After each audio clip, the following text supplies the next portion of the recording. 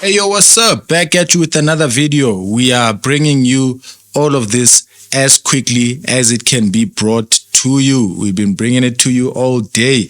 I hope you now understand. I can't make long intros because we're on one continuous shift. Let's listen to Eyewitness News bringing us a video, a 24-minute long one that is titled, In Full, KZN Police Commissioner Mkhwanazi speaks in detail about Brown Mogotsi.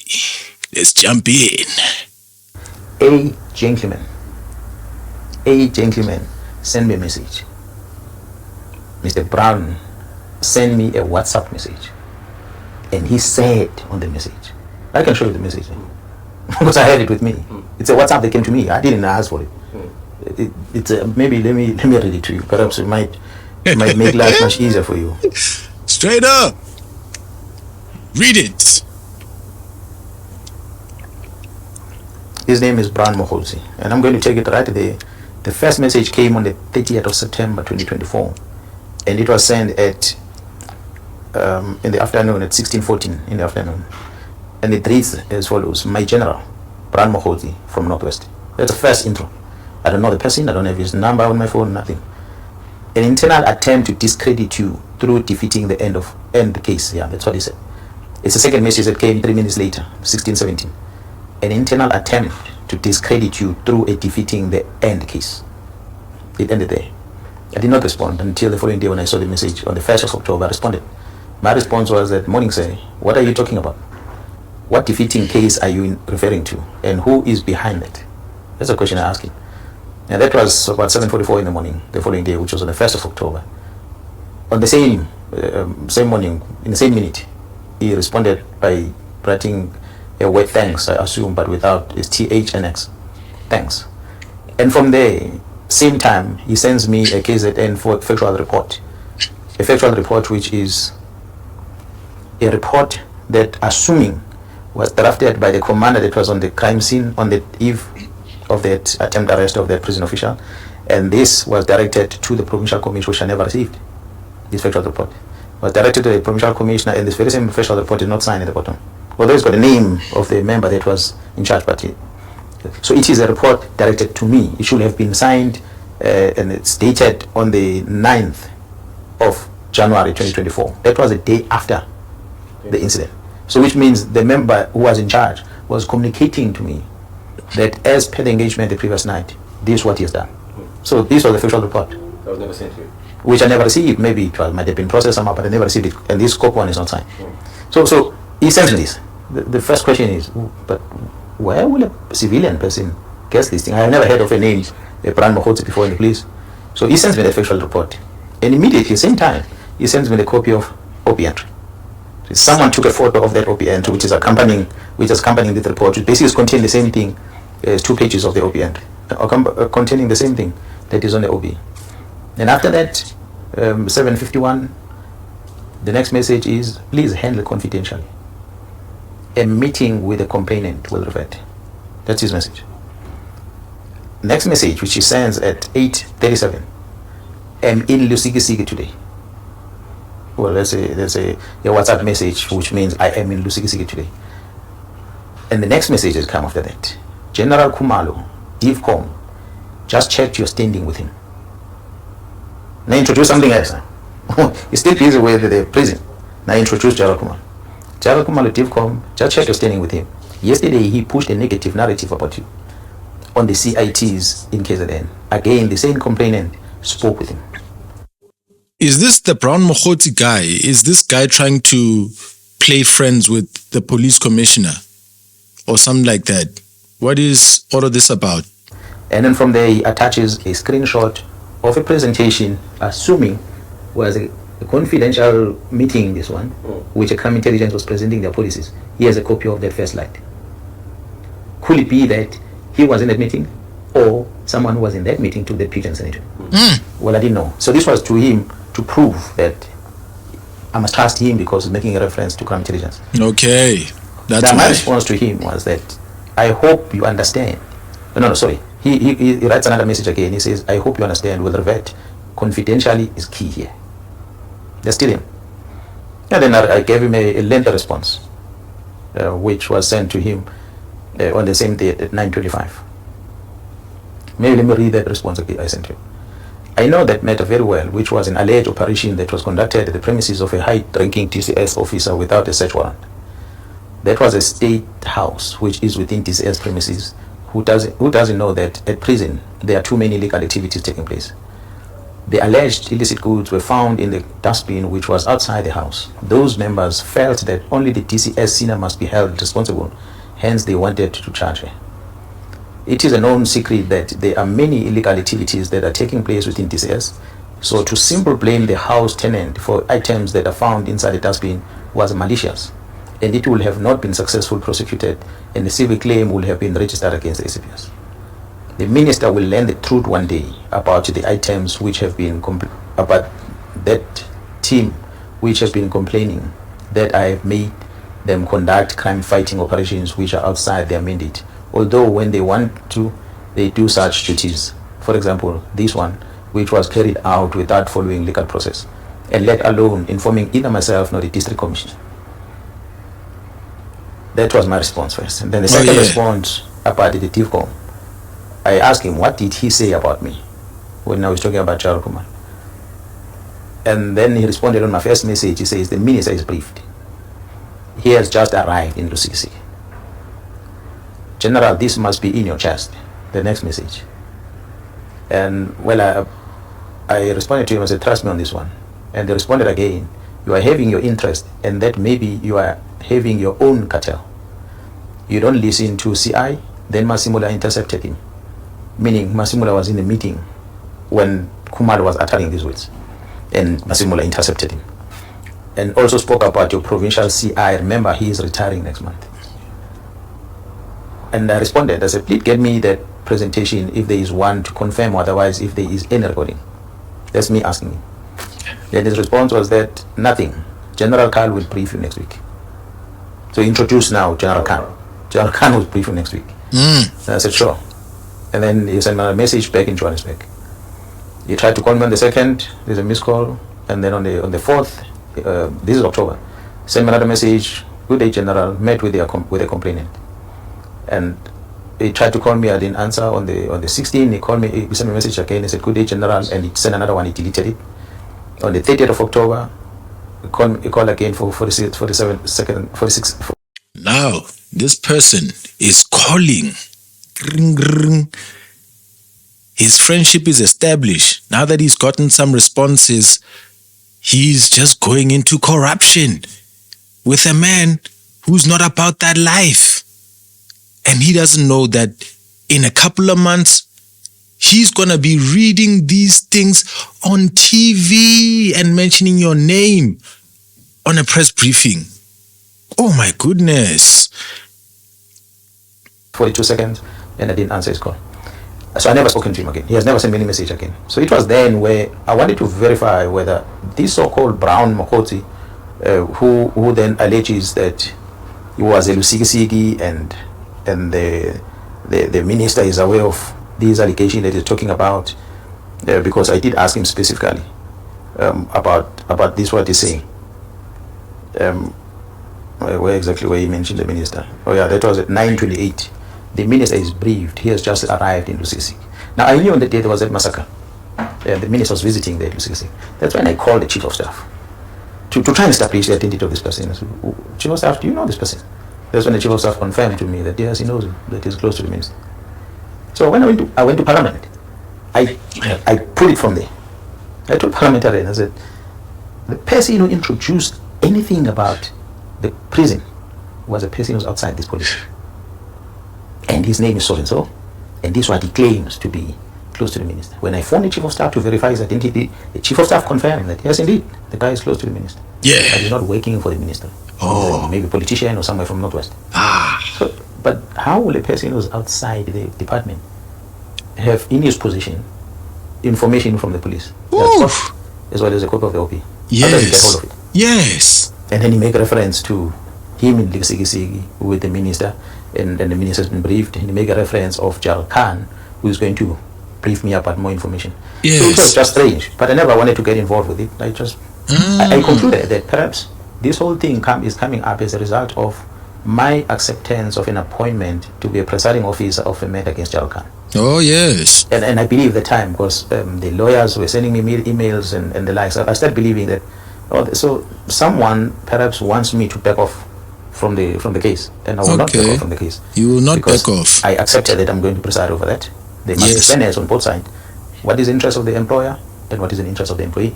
Thank you. I went for that hearing, and the matter set, and I felt that I dealt with it fairly.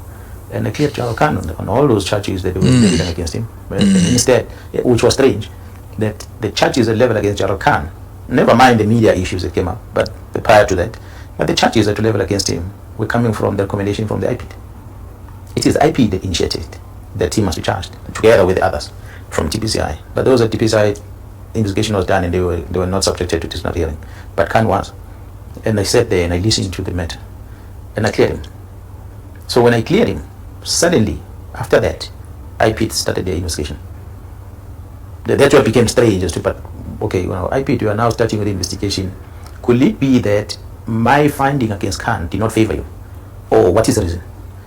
It was strange. And then they throw the minister's name on it. And again, I wrote to the minister, Minister, they throw your name on this thing. Is there any evidence that did you communicate with them? And the minister sent me an email and said, no, you never did that. You must ask IPID. So I had no reason not to believe what the minister is saying, because he said he never did that. They just wrote him his name there, but they did not produce anything as an evidence of saying that the minister did refer this thing to them. So it remained an IP thing. So where the IP is going with it, there was a media statement of saying, no, it didn't come from the minister, it was a whistleblower or an anonymous complaint. And I'm thinking, how do you have an anonymous complaint on a matter that is in a public place for 2 months? Even went to the portfolio committee. We ventilated on this in the portfolio committee. Suddenly you are investigating a tip-off about that. The same thing that Mr. Mkhwanazi has it on his phone. In September last year. A new IP are getting it now anonymously. September last year. For me, I just felt, you know what? Let them investigate whatever they're investigating. So you hear what I'm talking about. I never mentioned General Libya, not once.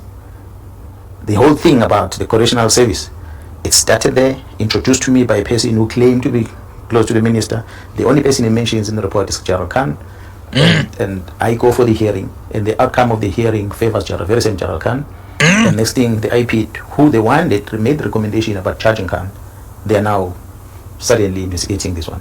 So for me, my suspicion on all these things about correctional service is that somebody within IP wanted Khan gone. Yes. By all means, they wanted to get rid of him from the organization, and not only him and the others that were recommended, but they were not successful. Because we did not just go in a disciplinary hearing with our eyes blind. We tested evidence, and as a police officer, it pained me to see that the person who saved the organization's image, General Khan, in 2021, is the one who's been subjected to a case like that, and it was just not fair. That's because evidence was presented there. We couldn't justify that Khan was done anything wrong. Instead, he is the one who should be giving a medal for what he did. Because he saved the organization's image on the day. But it will appear that within IP, whoever people that made the recommendation for him to be charged, they're upset about the decision. I feel the whole investigation didn't come from there. I don't think it's initiated by anyone. If you are saying Jarrus, they've got a sore bum.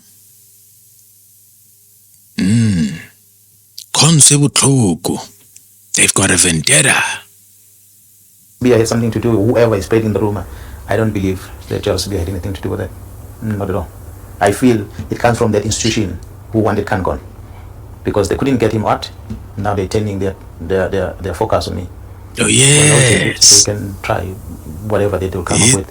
So if it's a conspiracy. They can launch any other investigation that they want to. They've got a constitutional right to do that. I can't.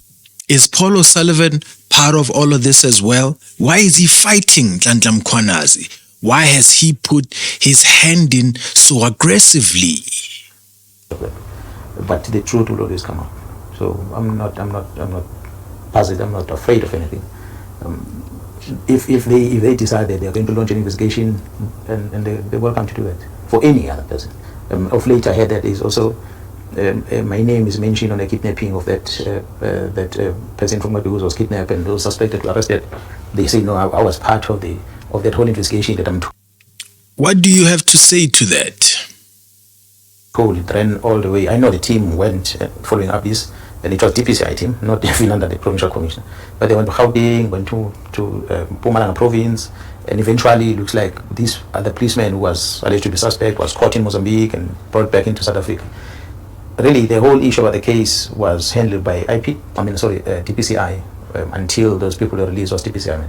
You know, DPCI don't necessarily report to the provincial commissioner; they work independently. So at what stage then do I become part of that? So obviously, if someone feels that lies, they need to target me for whatever reason, I can't stop them. They can do that. But if we're to say all these are happening because of Charles B, I'll say then no, that's not true. It cannot be. Cannot be. But if maybe there is a worry about, as you are saying, a worry about the other case that is in Johannesburg, that the team from the political team is assisting detective in helping with the investigation. If the general feels that perhaps that investigation is directed at him, I wouldn't know. I don't necessarily know the details about every investigation that happens.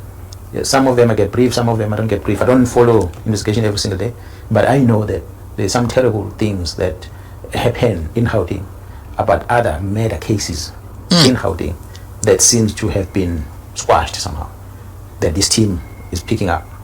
That seems to be an issue, which is for me the interesting one that is coming up. So obviously there will be many people involved. That's why I said senior officers are involved. And I know for a fact that the senior officer starts from the brigadier, so there is a brigadier involved.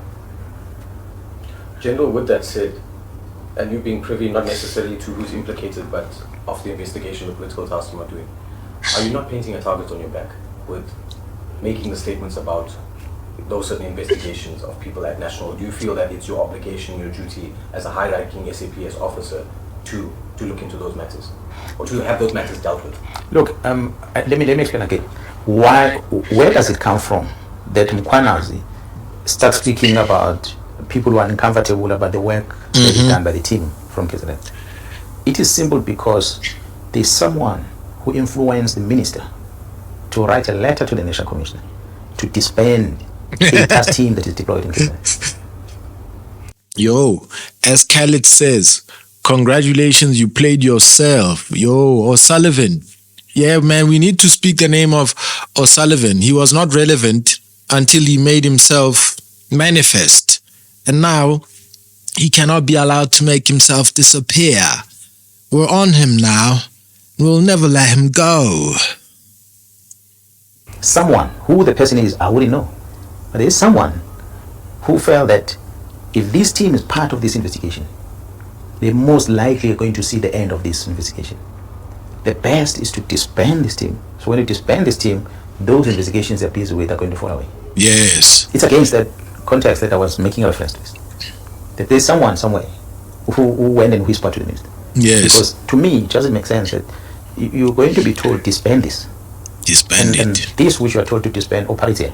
And the Constitution of the Republic, under Section 207 of the Constitution, the National Commission is mandated in consultation with the executive in the province to appoint a man or a woman to oversee and manage the policing in that particular province. So in this case, don't hire for now until the National Commission decides otherwise. It is me.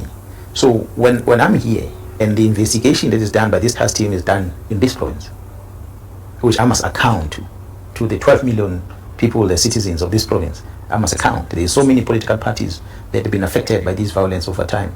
I must explain to them about our interventions in trying to stabilize and get rid of these political killings in this province. We're the only province where such a team had to be formed because we're the ones that have been killing a lot of politicians, unlike any other province. So that's why there was a focus on this, which was a directive from the president. So we're having this team working, and we've been briefing the previous ministers about it. And the previous minister has always been in the media about it. So to now hear, because the letter was not written to me, I saw it from the media, to hear that there is a letter which is written which says disband this thing. So the question I asked was, National Commissioner, are you aware of this? And the National Commissioner says, I'm on leave. I don't know anything about it. I said, but there's letter in the public space. Maybe we need to find out from the minister whether is, or from your office, whoever is acting, whether is there such a letter that came to your office? Because if the letter comes and say disband something, I feel that the least that must happen is that I must give it an opportunity to brief our principal of it. Then when they make the decision to disband, at least they're informed by what's happening on the ground. But if you make a decision somewhere and the person responsible for it has not been engaged, it then makes one wonder why. That's why then I'm saying someone came and whispered to the minister. Yes. To close this. Who that because be? This is investigating cases that might link either his associates or her associates or colleagues that he works with or she works with, or the high-profile people that the person may know South Africa outside the organization, or maybe a criminal syndicate out there that needs to be protected. A syndicate. So that's my conclusion. But the question is, who is the person who is that syndicate that would have whispered to the minister yes and influenced the minister to sign a letter to disband the unit? And the timing of it. Sign the letter now while the initial commissioner is on leave, so that it can be implemented. When the initial commissioner comes back from leave, this unit is disbanded. Those are the things that were question marks. So when I was talking against that. I said, there shouldn't be someone from the head office who's now going to try and influence the minister to destroy investigations that are happening against crime. Which means, as the team is investigating, they are not only dealing with what they see before them.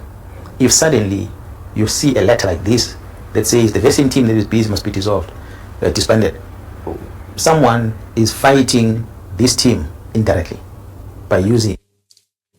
Paul O'Sullivan, wherefore art thou? Kumkani says, the general read The Art of War by Sun Tzu.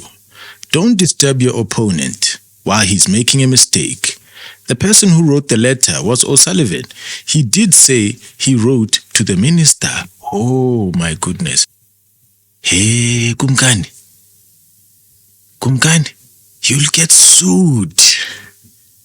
Uzoboshwa for linking dots. Hey, Kumkani. Kumkani. Hey, I know. No. Too authority hard. of the executive to get rid of him. So Super hard. they don't do anything further. So it's that what I was fighting for, and I'm still fighting for. Oh my so God. If that put a target on my back, it's a tough thing, because the very same members that are investigating, they've got a target on their back for sure. A target on his back. O'Sullivan, your words. He may have ended his life as a police officer. I'm not saying anything. Who is Paul O'Sullivan? What is he involved in? Esvar, that's true. Hit dogs holler. Yeah.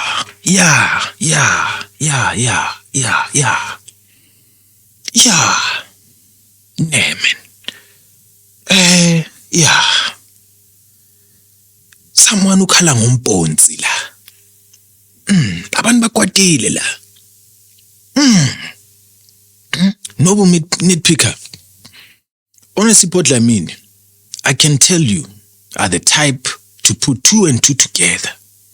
Maybe you're in politics or something like that. Hey, we need, of course, for secret agents and those who have this kind of information to join this channel. You know what I'm saying? We need insiders. Maybe even General Mkhwanazi himself can pick up that phone right now, use his alias account, come onto the stream and throw some darts. I mean, this is a new age. This is a new time. This platform can become something really big with people like the Kumkanis. You know what I'm saying? The Noble Nitpicker, Lee, Express Music, Unkomboti. Ama-CID. Letani case police station. Okay. Wow. Let's finish this one and tell people to like, comment, share, and subscribe. Dudes, thank you. Because they are doing the investigation. So I cannot then. It's that what I was fighting for, and I'm still fighting for it. So if that put a target on my back, it's a tough thing, because the very same members are investigating, they've got a target on their back for sure, because they are doing the investigation. So I cannot then sit back when my members are working and don't want to be part of that risk that they are involved with. I must be able to understand what risk they have and be able to divert that risk away from them so they can focus on their work. If that risk must come to me, tough luck, it's going to happen. There you have it. We have it, ladies and gentlemen. So hope you like, comment, share, and subscribe. And we'll be seeing you in the next one.